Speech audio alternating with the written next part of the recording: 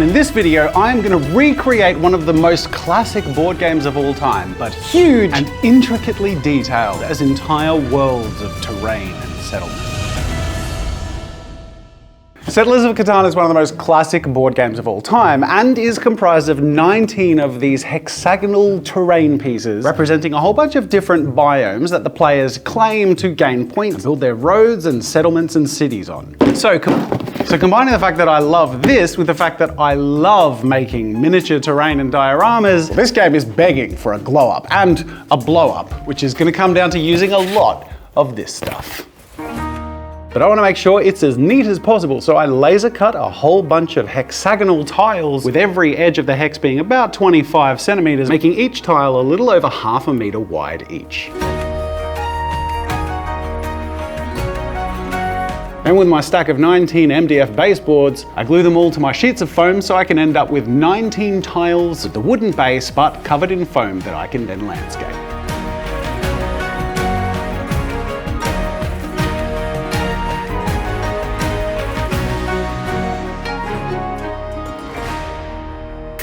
And this is the last cut. And that is all of my Catan tiles done. That is the foundation laid. I want to see how big my board is going to be. And here they are, all put together so satisfyingly. This is about 2.5 meters in every direction. And cutting all the edges down means that now I have this raised terrain bit in the middle for each of them that I can cut and mold into the different kinds of terrain in Catan, of which there are 6 different biomes. So let's get sculpting. So now it's time to take these from their foundation of foam and sculpt them into the landscapes themselves, starting off with the desert. Bending my hot cutter to fit the curves of sand dunes, carving away gouges to make sure that there's peaks of the dunes as if they'd piled up over many sandstorms.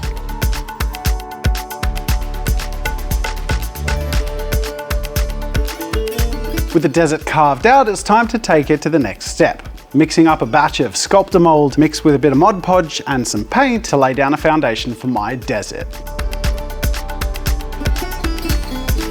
And once that's down, it's on to sprinkling sand on top, because it's the desert.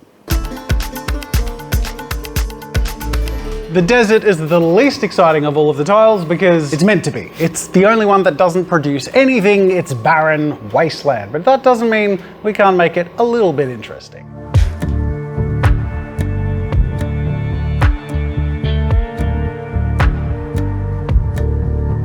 In the original Catan board, they all have this sort of sandy road on the outside of the tiles, which has them more seamlessly connecting to each other. And even though it is a bit of a sandy mix, it does stand out on the original desert tile from the sand itself, so I need to make sure that I'm creating a mix that I do something different on the sandy dunes themselves, so that even the desert tile looks like a tile of its own.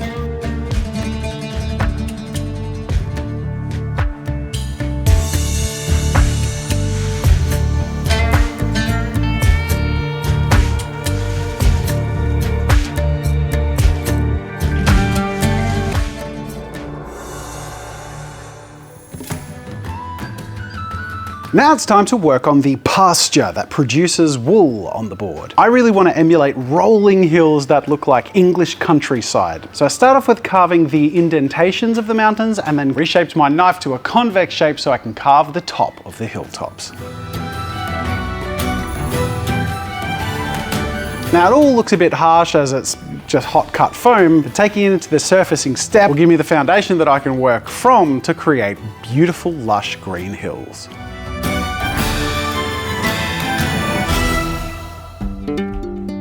Now to make these lush landscapes look smooth and appealing, I need to grind back a bunch of the craggy surface. I can just sand it all back and get those nice soft curved mountains happening. Now it's a matter of building up layer by layer to make it as lush as possible. This stuff is so satisfying, especially if you can build it up well. It's called static grass because you use static electricity to make it stand up on end, building up the lush look of my pastures. Once it's all dry, it just looks like a big soft hug made out of grass. It seriously looks like a plushie.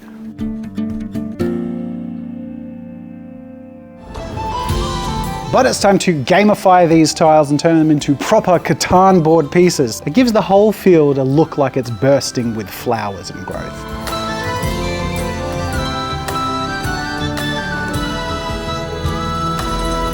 The cherry on top, or the berry on top, I guess you could say, is the spray adhesive I apply to some of the bushes and sprinkle on these adorable little berry prop things that you can get in terraining kits. That makes it look like some of these bushes are fruiting, which will give our livestock something to snack on that isn't just grass.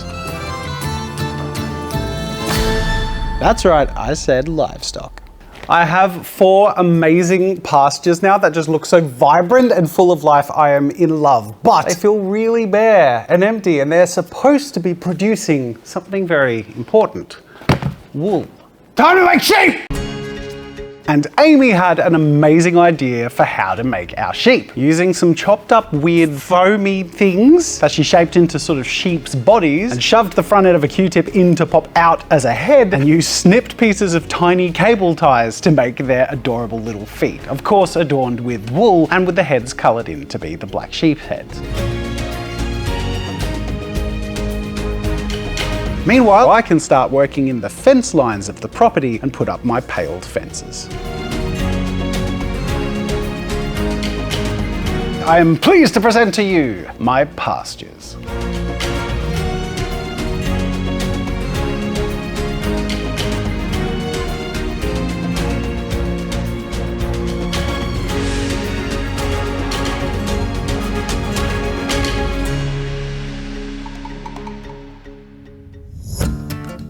The fields, as you might imagine, are going to be pretty boring in terms of terrain. They're going to be the most flat of all of these, which is great because we need light and shade. This literally is the same green as the pasture, except that I've mixed a separate brown that I can sort of muck in different areas to make sure I have some areas of growth with ploughed fields and planted corn and harvest areas, along with patches of either grassy areas or muddy farmland. Now in Catan, the fields produce grain. I've gone for a little bit more of a craggy, flat look so that it stands out from the pasture and the later forest. And I want to create more of that contrast as we move forward, creating clear muddy areas and clear growth areas where crops are. One of the first things I do to set the terrain apart and give it its own flavour is mix a nice dark charcoal brown glue to stick some pre-stained and crumbled cork to, which make it look like nice volcanic rock edges. After all, volcanic soil is really good for planting, and it'll give it a nice aesthetic hook, a little bit different to the pastures.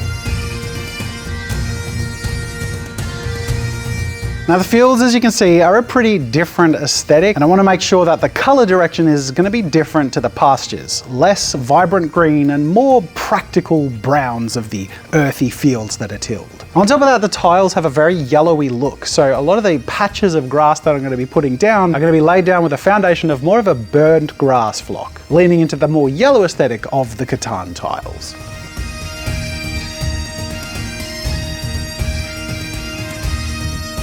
Now the fields produce grain, and the original tiles really show wheat being produced. I'm gonna be honest, I did what I could with the tufts I had, but I didn't have anything that really brought to mind the wheat field. I created a bunch of different kinds of grains and plants that are produced, and to be honest, I prefer my variety and just that mix of contrast and colours.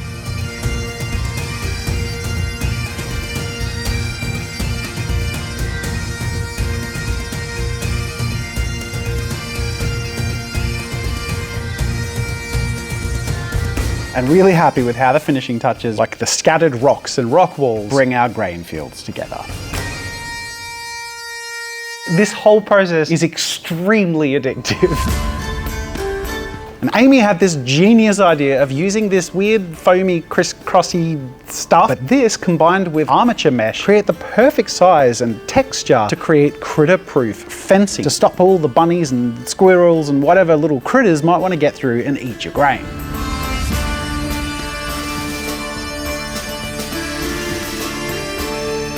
We're going to fend off our crop predators from the air as well as the ground with a scarecrow for each of our field tiles, bringing together our really satisfying and detailed fields.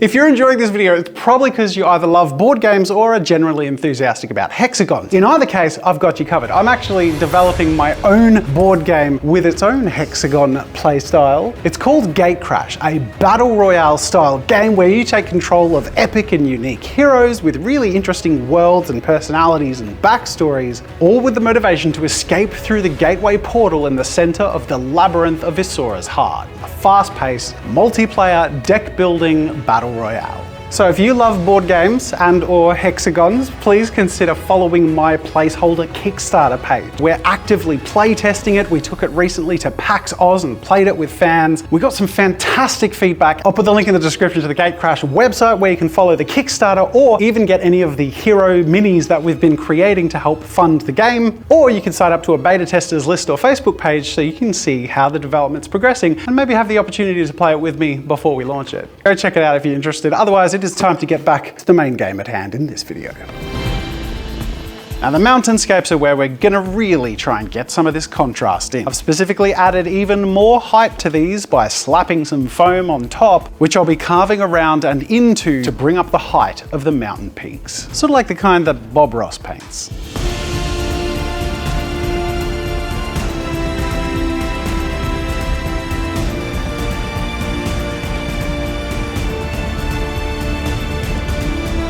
Now I'm not just going to cover these with sculptor mold like I have with the other tiles, because I actually want the texture of the mountains as I've carved them to still carry through. I mainly just paint down with a mix of paint and Mod Podge to fully cover the surface but also keep that original texture.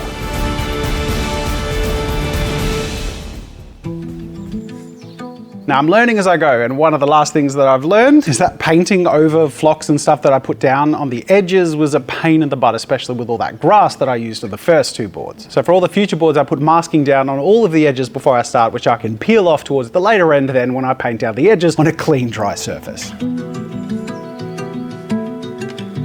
You might have noticed by now, the mountains are the tiles with the biggest scale discrepancy. Everything we've done so far could be considered effectively the same scale. But where the pastures can fit 5 sheep or the fields can fit a few crops, these mountains fit entire friggin' mountains. You can fit thousands of sheep in there, but they're too small to see.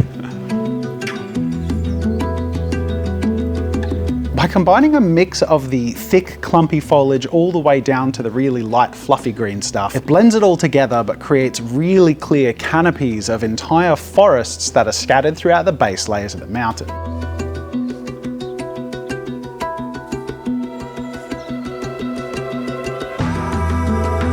Finally onto the snowy peaks of the mountains, with a light grey paint used to brush on all the snowy surfaces. And once the grey paint is down, finishing touches of these mountains is a misting of white snow on top that will stick to the still wet paint.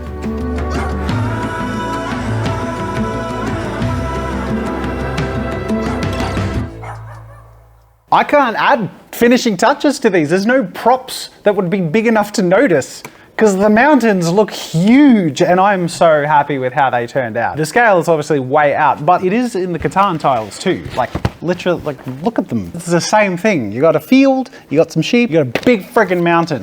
Big friggin' mountain.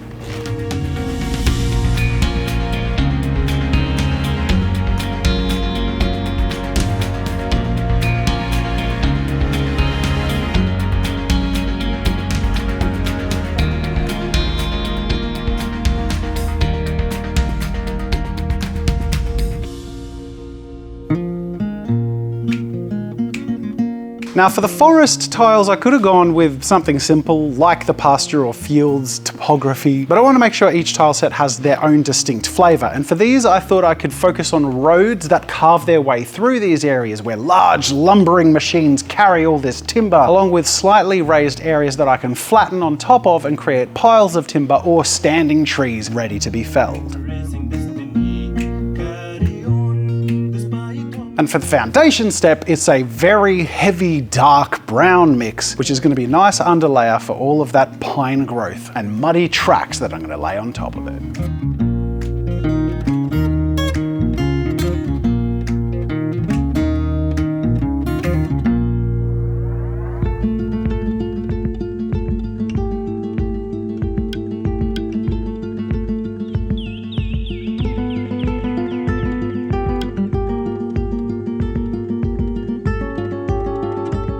muddy sculptor mold mix down, I put down a really nice mix of flock and tiny stones to give us a bit more of a rough forest floor feel. And then move on to the roads, which I thicken up again with another layer of mud, thick enough that I can flatten them out a little bit because the grooves I created in carving the foam were pretty intense and deep in places. I don't want them to be like that constantly, but I do want some nice deep pits where wheels are dragged through and dig muddy pits. So I re-dig out a few key areas, but more as a garnish than as universally intense as they were before.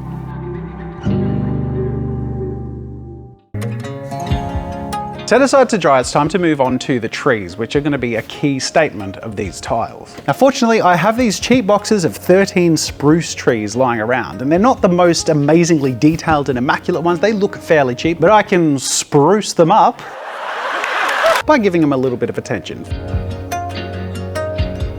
Now that I'm ready to put them on the boards, it's just a matter of using my well-practiced stabbing skills by punctuating some of the outer upraised areas of the board and planting in the trees with some glue.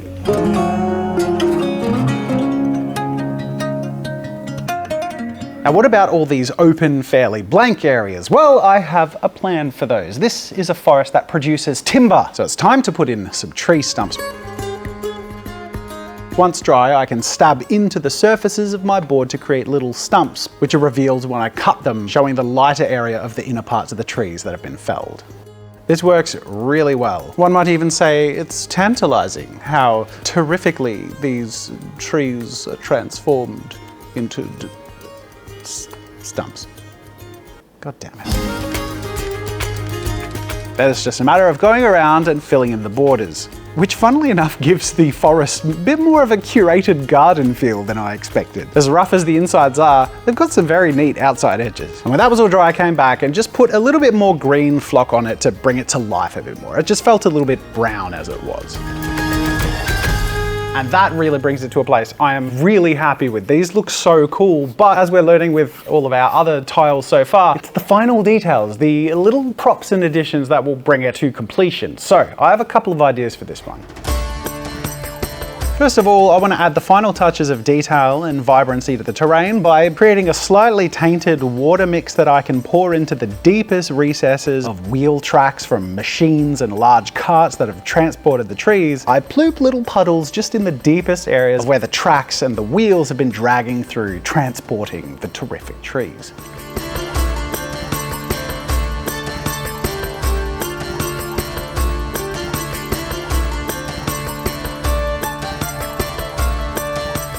A forest is not just made up of trees, and it all feels just a little bit bare with just trees and tree stumps, so it's a matter of going around with a few more shrubs and plants to really make it feel like it's a forest that's being felled. But the finishing detail are the props that will tie this together, specifically large piles of log from all the trees that have been felled and that are stacked ready to be transported to whoever claims these territories.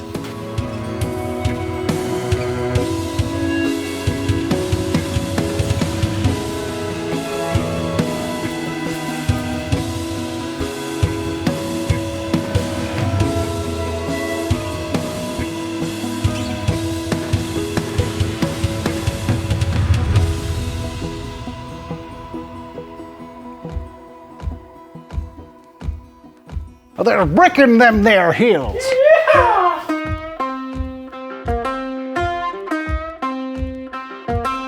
Now these are a bit of an enigma because on the tiles themselves, they look sort of more like a mix between canyons and mines. So I'm gonna lean into that aesthetic, though it's not the aesthetic that comes to mind when someone says hills.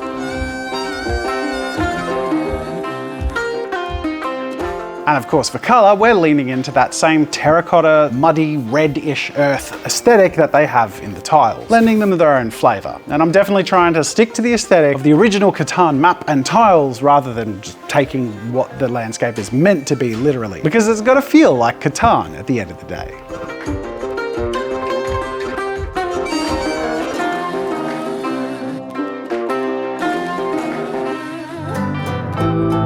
And when it comes to texturing and detailing, the hills really seem to be the simplest. The shapes and textures of the hills or canyons are kind of the main player here. So I try and create a variety of texture and detail on top of an undertone of terracotta paint glue. And then on top of the whole thing, I spread out this Mars mix, which is from Geek Gaming Scenics, that has this really nice red dust and these cool reddish rocks.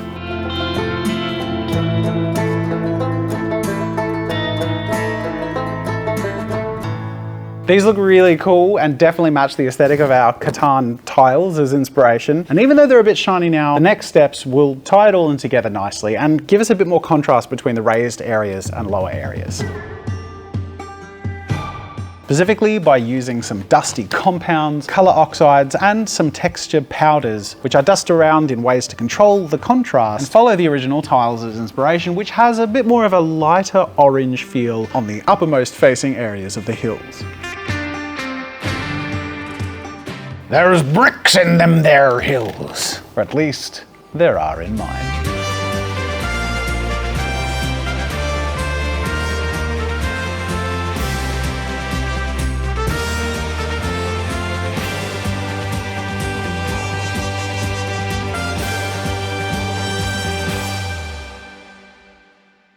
Now that I've finished all of my 3D tiles, I need to make a confession. This video is directly inspired by the other team that works here in this studio, and that is Tabletop Time, who a couple of years ago made these 3D Catan tiles at their actual scale. They're adorable and so well crafted, but alas, in that video, the top comments were people criticizing the fact that they felt this board wasn't playable. Where are you gonna put the game pieces, they say? So I can't make the same mistake. My boards have to be playable, and at the moment, well, where am I gonna put the game pieces? That main point of criticism was regarding these numbers that need to sit somewhere on each of the tiles. So I am going to make some towers in all of my terrain to put these numbers. But they're not the only game pieces, because you see, there's actually quite a bit to Catan. We have a red and a yellow dice, and we have these little bits and bobs. On top of that, I've only been thinking about these tiles, but as you can see, we have these external tiles as well, on which we have boats with different ratios to the resources that you can earn in the game. So I'm going to get to work to making sure all of these components are catered to in my giant version of 3D Catan. And of course, the most direct route to accomplishing a bunch of these components is 3D printing, which fortunately has been an upgrade my studio got recently when I made the giant Zelda board, which if you haven't seen that video, you should go check it out. But now I have some real 3D printing power to knock out a bunch of these colorful assets. So I am 3D printing a couple of dice, but much larger. And I've also spent the last week replicating these roads, houses, and settlements, but rather than fitting in these little bags, I need to use a bigger bag to fit my appropriately sized pieces in. And while the robber looks like a tiny butt plug, what are butt plugs? In later versions of the game, it's sort of more of a generic meeple shape, which I think I'm gonna go with for that. And lastly, the boats need to be boats, not just pictures of boats. So once we get these supports removed and clean up and make some masts with the proper ratios on them, these will be ready to line our coastline. Now, of all these game-related components, the one that I have not 3D printed are the towers that are going to go in each of the terrain pieces, because they need to fit in, they need to look like part of the scenery.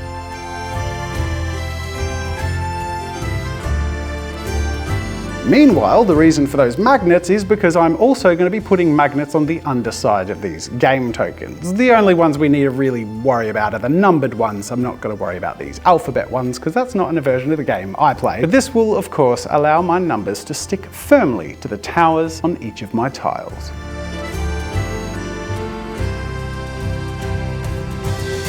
Last but not least, some sails to go on the mast of each of my 3D printed boat bases. Unfortunately, I had printed the entire boats, meaning that the bottom was very angled and pointy. So using a bandsaw, I can cut the bottom of those off to have a flat base. So I could have done that before printing. I stupidly didn't, but oh well. Still works.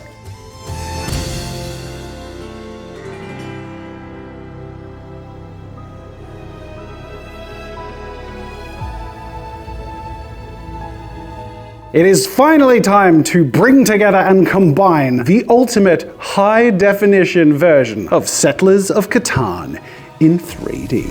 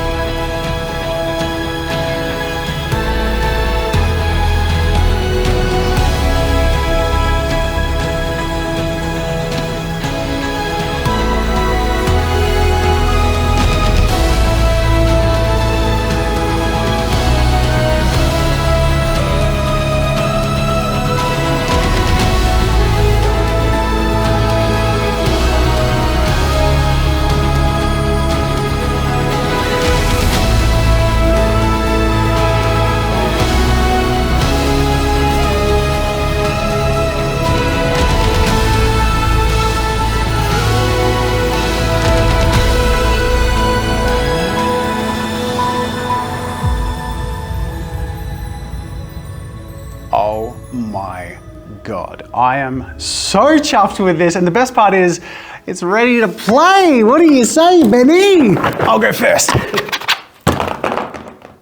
7. That means I move the robber and steal a resource. I'm gonna move him to the 20th tile. I'll just come around it. I've decided the viewer's playing with us, and I'm gonna rob ya. Let me have a peek. What do you got? Oh, sheep. I already have too many sheep. This is playable, and I can prove it because we filmed a game, which is over on my second channel. So go check that out if you want to watch absurdly large Catan be played. Now, it was a little bit gluttonous of me to spend so long on this one project, which I find it hard to justify, except that I really want to make the best content for you possible, and your being a patron really makes that happen. It's really tough on YouTube these days to stand out amongst the masses, but I really want to bring my A game and make amazing things for you guys to enjoy. And if you appreciate that and you want some behind the scenes, or of course early access to videos, or even just to support what we do, please consider becoming a patron. I'd really appreciate it. Otherwise, your view and your like and subscribe mean so much to me. Thank you for joining, and let me know in the comments what absurd, crazy projects you want to see me do in the future. Obviously, games are a bit of a fun thing to recreate, and there are lots of different ways to do that. So looking forward to reading your suggestions. Otherwise, that's it for now. Thanks for watching, and until next time, I'll see you later. Oh no. Oh no, I broke it!